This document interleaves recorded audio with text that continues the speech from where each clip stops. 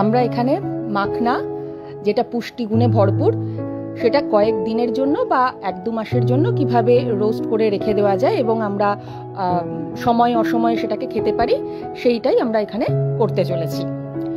প্রথমে আমরা মাখনাটাকে নিয়ে শুকনো খোলায় একটু নেড়ে নিলাম।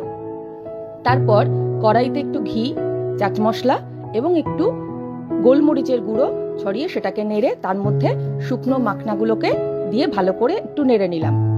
নাড়ার পরে সেটাকে আমরা আলাদা করে তুলে রাখলাম এবং ঠান্ডা হওয়ার পরে আমরা সেটাকে একটা কন্টেনার বা জারে সংরক্ষণ করে রাখলাম। এইভাবে দীর্ঘদিন আমরা এই মাখনাটাকে সংরক্ষিত রাখতে পারবো এবং তারপরে আমরা আমাদের সময় মতন সেটাকে খেতে পারবো।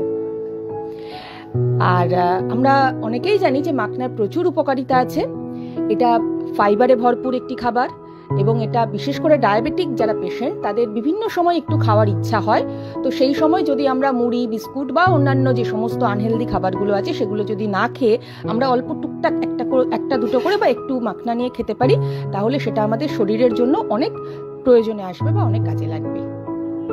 এটা প্রোটিন, ফাইবার এবং প্রচুর পটাশিয়ামের মধ্যে রয়েছে, যেটা আমাদের কিন্তু শরীরের জন্য খুবই উপকারী।